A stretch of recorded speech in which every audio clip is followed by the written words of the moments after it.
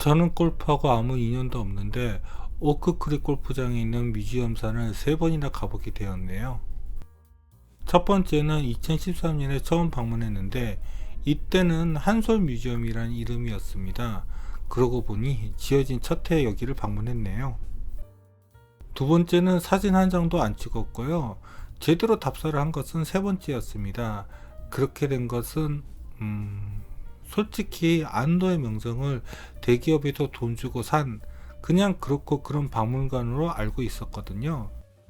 그런데 여러 안도의 작품들을 컨텐츠로 만들다 보니 뮤지엄산이 완전 새롭게 보이더라고요.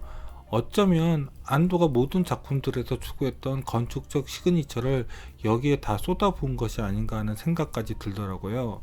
이 뮤지엄산을 소개하는 저는 여러분과 함께 건축의 길을 같이 가는 Cinema C Architecture A Psychoanalysis P 카푸 카푸 채널의 앞에입니다.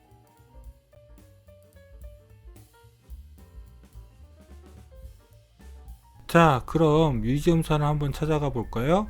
뮤지엄산은 서울의 동쪽 강원도 원주 근처에 있는 평창 주변에 있는 오크밸리 스키장 바로 옆에 오크크릭 골프장의 내에 위치하고 있습니다. 정말 산골짜기에 있는데 골프장이 내에 있기 때문에 여기 풍경은 정말 좋습니다. 그래서 사람들이 골프 하는가 봐요.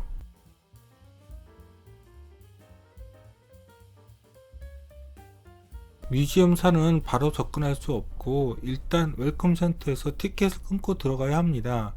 여기를 가면 지중미술관의 티켓 오피스하고 느낌이 많이 비슷하긴 한데 전체 형태는 원을 사용해서 전혀 다릅니다. 여기가 웰컴 센터 정문입니다. 묘하게 지중미술관이랑 비슷하게 보이죠? 하지만 규모나 내부 형태는 물론이고 본관이 미술관으로 접근하는 방식도 완전히 다릅니다. 웰컴 센터 티켓 오피스 및 안내 데스크입니다. 여기 티켓 값이 상당합니다. 그냥 뮤지엄산을 관람하는 가격은 물론이고 제임스 터렐관 그리고 명성관을 관람하는 것까지 하면 만만치 않은 가격이 되지요. 그래서 첫 번째, 두 번째 다 뮤지엄산 갤러리만 보고 터렐관과 명성관은 패스했습니다.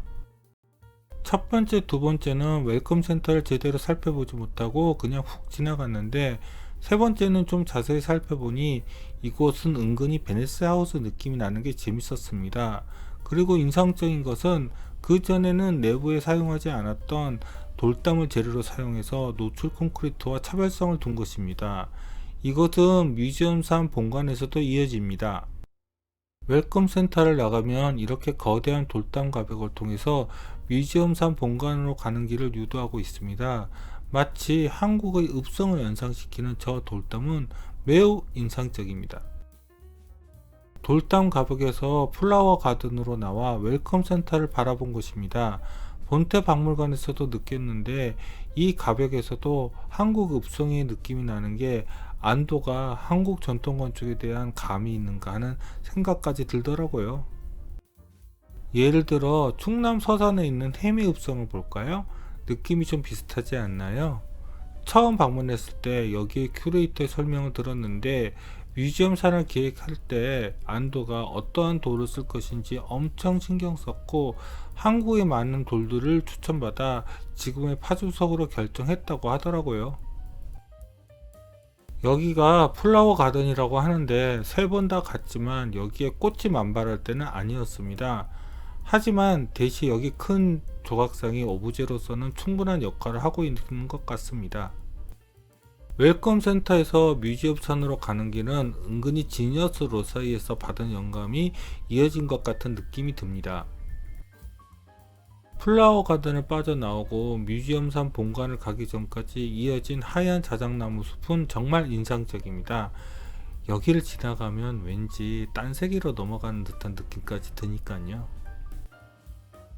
자, 이제 본격적으로 뮤지엄산 본관 갤러리들을 가보겠습니다. 자작나무 숲을 빠져나가면 먼저 만나는 것이 바로 워터가든입니다.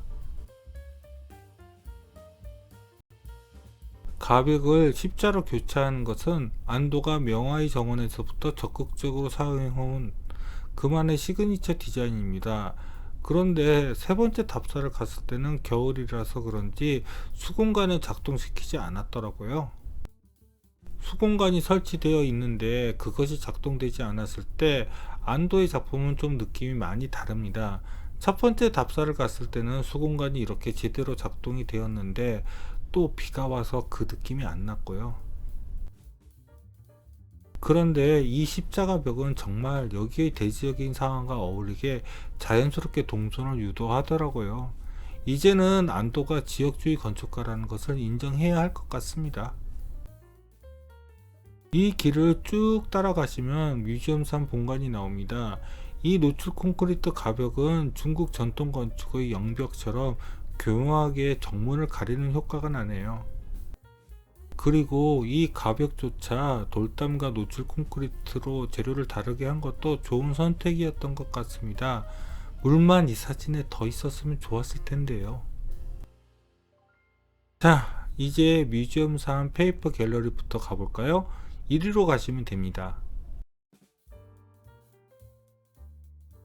페이퍼 갤러리 정문으로 들어가는 지문로에는 이렇게 거대한 조각이 서 있습니다.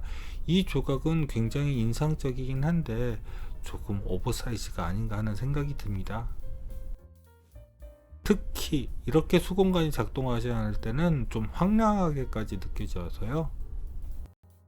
하지만 수공간이 이렇게 채워져 있으면 또 그렇게 과하게 느껴지지 않습니다.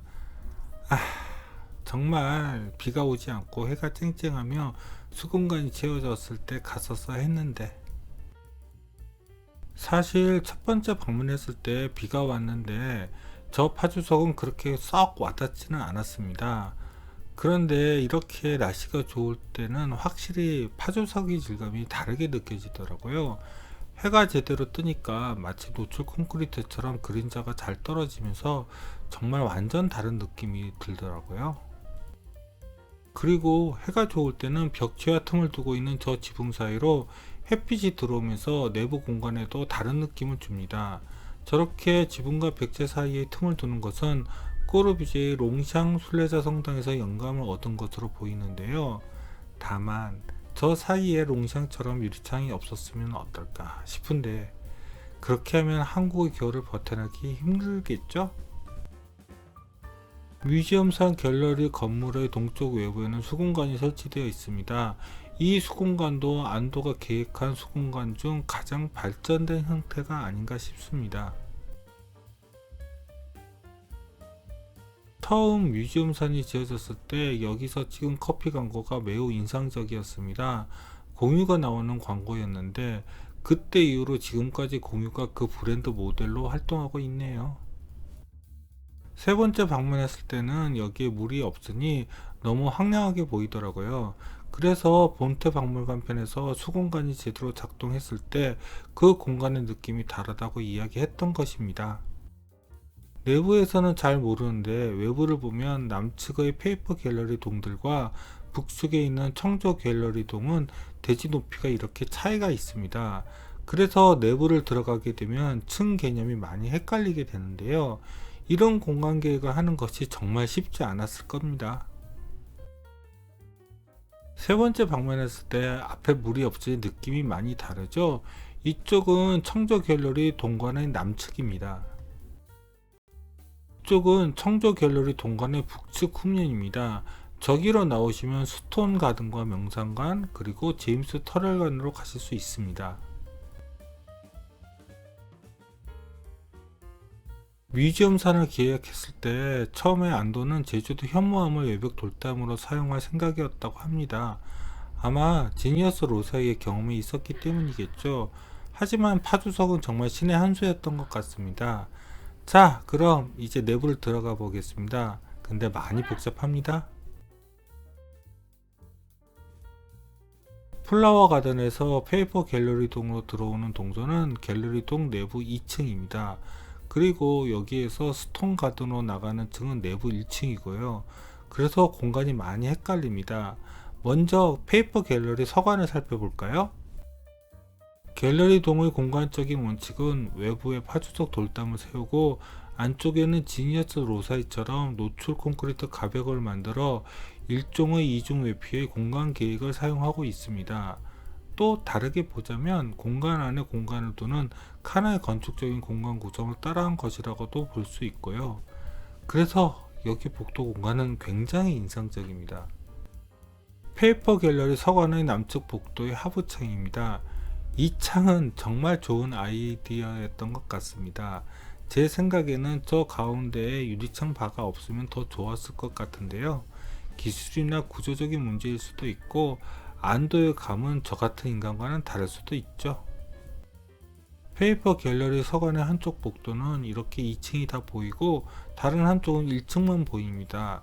그것은 뮤지엄상 갤러리 건축이 대지의 경사를 억지로 해치지 않고 대지의 높이 차이를 내부에서 이렇게 다 소화를 했기 때문입니다. 그리고 역시 해가 좋은 날에 답사를 하니까 저 지붕과 외벽 돌담의 틈을 통해서 외부의 빛을 안으로 끌고 들어와 내부 공간을 변화시킵니다. 지니어스 로 사이에서 말씀드렸죠. 지니어스 로 사이의 외부 돌담벽과 내부 노출 콘크리트 본체 사이에서 생긴 경사로 공간과의 차이점은 저 지붕이 있고 없고의 차이라고요. 페이퍼 갤러리 서관의 북측에는 서관 전체를 이동할 수 있는 코어 부분이 설치되어 있습니다. 바로 여기지요. 여기에는 회전 계단과 엘리베이터가 설치되어 있습니다. 과거 몸이 불편하신 분들에게 정말 불친절했던 안도의 건축과는 다르지요. 다만 동선이 헷갈려서 잘 사용할 수 있는지에 대해서는 입 다물겠습니다.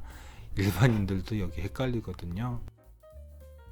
페이퍼 갤러리 서관의 서측에도 수공간이 설치되어 있습니다. 그리고 그 수공간을 감상할 수 있는 창도 역시 위치하고 있고요. 바로 이 창입니다. 페이퍼 갤러리 서관의 남측에도 이 창이 있어서 컨텐츠 정리할 때 정말 헷갈렸습니다. 이 창으로 밖을 내다보면 좌측에 삼각형 중정의 램프, 즉 경사로까지 보이네요. 저쪽에 보이는 외벽 돌담 건물은 청조 갤러리 서관입니다. 페이퍼 갤러리 서관과 동관 중간에는 파피루스 온실이 위치하고 있습니다. 종이의 기원이 바로 파피루스잖아요. 아마 그런 것을 보여주기 위해서 이 온실을 통해서 사각형 중정을 만든 것 같습니다. 사각형 중정과 삼각형 중정 좀 익숙하지 않으세요? 네, 지중미술관에도 사각형 중정과 삼각형 중정을 미술관 동선 사이에 두었지요. 그런데 이 사각형 중정, 지중미술관은 2층 이상의 높이로 깊이가 있고 실제로 미술관 동선을 가는데 역할을 하는데 여기는 그렇지 않네요. 그리고 저 온실, 봐도 유리도 너무 두꺼워서 내부 파피루스도 잘 안 보입니다. 뭐 이집트 날씨하고 한국 날씨는 완전히 다르니까 이해해야죠. 페이퍼 갤러리 동관은 서관만큼 인상적인 공간이 많이 느껴지지 않는데요. 그래서 그런지 복도를 찍은 사진도 이것밖에 없네요. 페이퍼 갤러리 전시실은 이렇게 동관 서관으로 나눠져 있는데 정확히 어디가 이 전시실인지 사진만으로 잘 구분이 안 되더라고요. 그래서 그냥 전시실 내부 사진을 홈페이지를 기준으로 그냥 소개하겠습니다. 페이퍼 갤러리 1입니다. 원래 여기 처음 왔을 때 뮤지엄산이 아니라 한솔 뮤지엄이었거든요. 원래 한솔이 제지업체로 유명하잖아요. 그래서 여기에 종이 제작과 종이의 역사와 관련된 전시물과 유물들이 전시되어 있습니다. 페이퍼 갤러리 1에서 제일 인상적인 것은 저 천장을 종이로를 통해서 구성한 것이었습니다. 재밌었습니다. 페이퍼 갤러리 2는 종이 관련 공예품이나 유물들을 중심으로 전시하고 있었습니다. 페이퍼 갤러리 3과 4입니다. 종이라는 컨셉을 가지고 구성한 갤러리로서 구성이 나쁘지는 않았습니다. 다만 관람자의 관심을 이끌 수 있는가에 대해선 호불호가 갈릴 것 같네요. 페이퍼 갤러리들과 현대미를 전시하는 청조 갤러리 사이에는 바로 삼각형 중정이 위치하고 있습니다. 사실 이것 때문에 첫 번째, 두 번째 방문했을 때 뮤지엄 산에 대한 인상이 나빴습니다.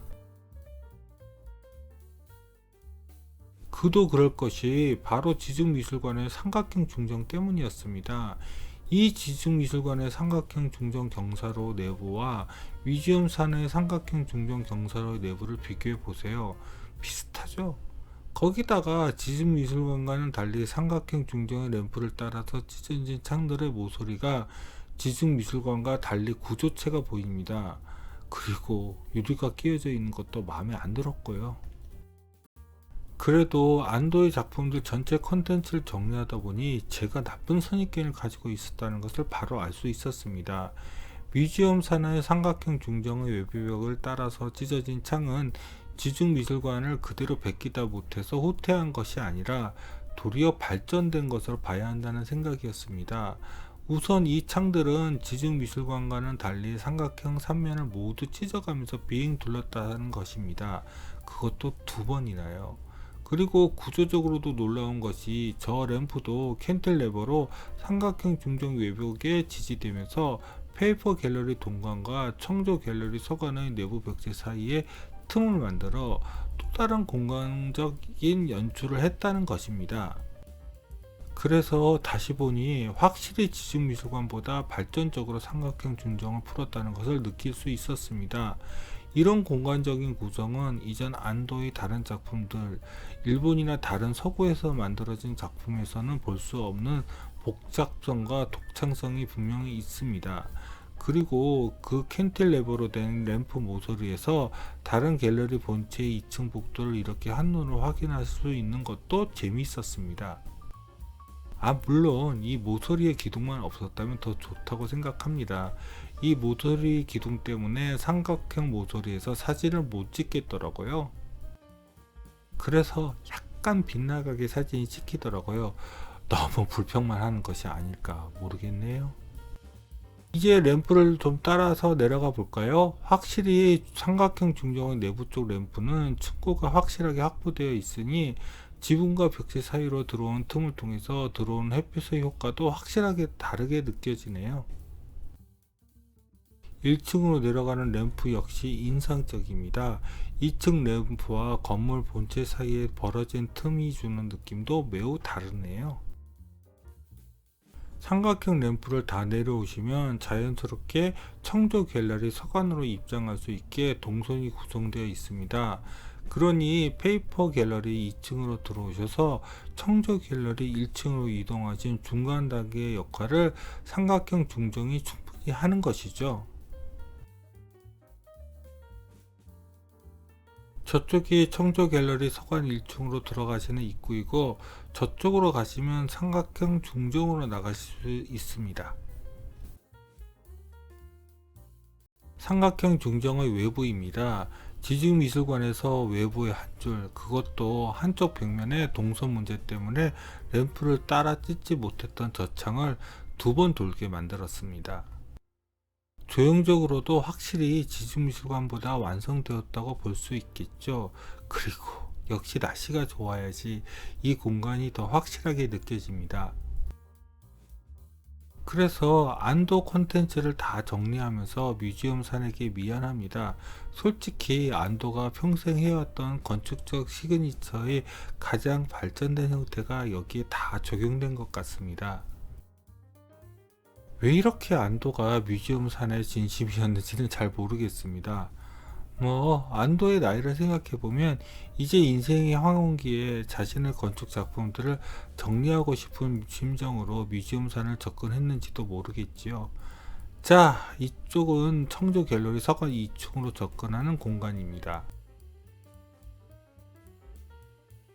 저쪽으로 들어가시면 청조 갤러리 서관의 복도가 나오고 저쪽으로 가시면 삼각형 중정의 램프 공간입니다. 청조 갤러리도 페이퍼 갤러리와 같이 서관과 동관으로 나눠져 있고 중간 연결 공간으로 원형 공간이 있습니다. 여기는 중정은 아니고 현재 홈페이지는 백남중관으로 소개하고 있네요. 이쪽 복도로 가시면 바로 청조 갤러리 백남중관 1층이 나옵니다. 이 백남준관에서 흥미로운 공간 구성은 바로 원형의 백남준관 외벽을 따라서 내려오는 계단 공간입니다. 여기서는 약간 안도의 고민이 느껴지는데요. 왜냐하면 백남준관의 외벽을 파주석으로 한 것입니다. 많이 고민했을지도 모른다는 생각이 드는 게, 안도가 사각형과 삼각형 중정원 연결 동선의 이벤트적인 공간으로 사용했는데 원형을 쓴 적은 없거든요. 왠지 사각, 삼각을 쓰면 원도 쓰고 싶으시잖아요. 크크. 제가 처음 갔을 때 백남준관이라는 명칭대로 백남준의 작품이 설치되어 있는데, 세 번째는 바뀌었네요. 이 공간은 역시 천창이 포인트죠. 그런데 안도는 원형 천창을 만드는 기술은 좀 떨어지는 편인 것 같습니다. 베네스 하우스도 그렇고 여기도 그렇고 그냥 자연 조명을 사용했다는 정도 이상은 아닌 것 같습니다. 아참, 이 공간은 어쩌면 안도 뮤지엄의 지하 공간의 자기 복제라는 생각도 약간 드네요. 청조 갤러리도 동관과 서관으로 나눠져 있는데 미디어 아트 등이 있어서 사진 촬영에 한계가 있습니다. 그래서 페이퍼 갤러리 동들과 마찬가지로 전시들이 정확히 어디서 전시되었는지 몰라서 그냥 모아서 설명하겠습니다. 다행히 여기는 사진을 살펴보니 확실히 기억이 나네요. 바로 청조 갤러리 동관입니다. 여기는 1, 2층을 보이드 시켜서 크게 사용하고 있습니다. 첫 번째 기억으로는 저쪽은 원래 오픈되어 있었는데, 세 번째 방문에서는 가벽으로 미디어 아트와 같은 작품들을 전시하기 위해 임의로 막아 놓은 것 같습니다. 여기는 지붕과 외벽은 물론이고 내부의 콘크리트 벽하고도 틈을 두어서 외부 햇빛을 이 내부까지 끌고 들어오려고 했는데, 지붕이 평평하기 때문에 그것은 실패한 것 같습니다. 만일 포토워스 뮤지엄처럼 내부로 경사된 지붕을 썼으면 어떨까 싶습니다. 여기 전시된 일종의 미디어 아트 같은데 요새는 이런 작품들이 대세지요. 그런데 은근히 터렐의 작품 같은 느낌이 나네요. 자, 이제 청조 갤러리에서 나가 북쪽에 있는 스톤 가든과 명상관, 그리고 제임스 터렐관으로 가보겠습니다. 여기가 바로 외부로 나가는 출구입니다. 여기에서도 마치 본태 박물관의 본태샵처럼 곧바로 접근하지 못하고 얕은 건축적 산책로를 만들어 놓았네요. 불편한 동선이 안도 건축의 본질이라니까요. 그래도 이런 야외 조형물이 있으면 또 뭐라고 할 수 없죠. 여기 스톤 가든은 개인적으로는 일종의 경주의 왕들의 무덤을 오마주한 것이 아닌가 하는 생각이 듭니다. 청조 갤러리 동관을 빠져나오면 제일 먼저 보이는 모습은 이것입니다. 저기 보이는 스톤 가든의 모습은 경주 왕의 봉분처럼 보이지 않나요? 여기 사용한 돌은 또 파주석은 아닌 것 같습니다. 그래서 스톤 가든의 의도는 정말 잘 모르겠습니다. 자, 지금부터 사진 촬영을 못하고 또 가보지 못한 터렐관과 명상관입니다. 명상관은 여기에 위치하고 있는데 세 번 모두 여기는 답사를 하지 않았습니다. 솔직히 어떤 공간인지 전혀 몰랐고, 앞에서도 말씀드렸지만 뮤지엄산에 대한 오해도 있었기에 더 티켓 값을 쓰기 싫었거든요. 명상관 외부입니다. 형태상으로는 스톤가든의 돌무덤 같은 조형과 비슷하죠. 그런데 여기서 흥미로운 것은 바로 저 천창입니다. 내부는 이렇습니다. 사실 이 공간을 처음 알게 된 것은 뮤지엄산을 배경으로 만든 드라마 마인에서 처음 접했습니다. 진짜 신선했거든요. 아까 전 외부에서 이야기했던 외부 천창이 바로 저것입니다. 신박하죠? 제임스 터렐관은 세 번째 방문했을 때 관람했는데 정말 기대 안 했습니다. 첫 번째, 두 번째 방문했을 때 어디서도 터렐관이 잘 안 보여서 뭐 조그만 곳이겠지 하고 패스했습니다.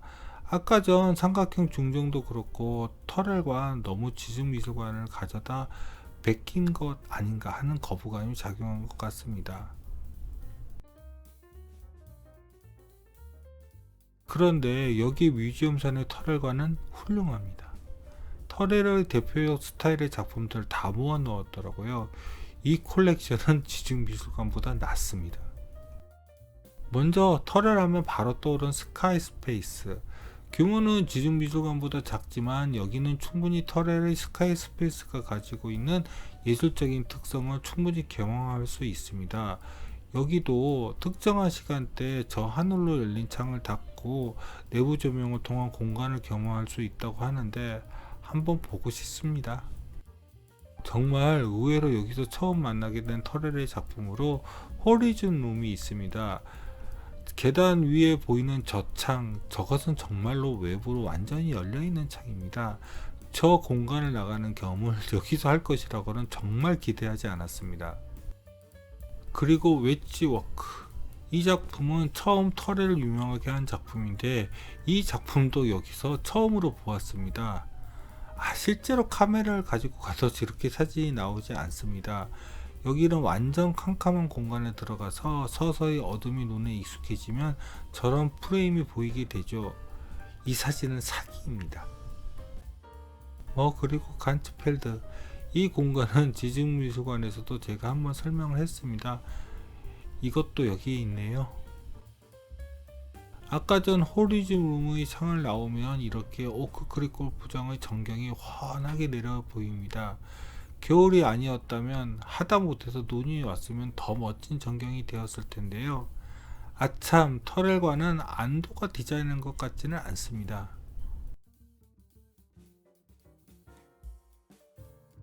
만일 안도의 건축 전체가 어떤 것인가를 알고 싶을 때 제 개인적으로는 여태껏 만들어진 안도의 모든 작품들을 통틀어서 이 뮤지엄산이 가장 최고가 아닌가 하는 생각이 듭니다. 이제 제가 답사한 안도의 작품 소개도 하나 정도의 콘텐츠 밖에 안 남았네요.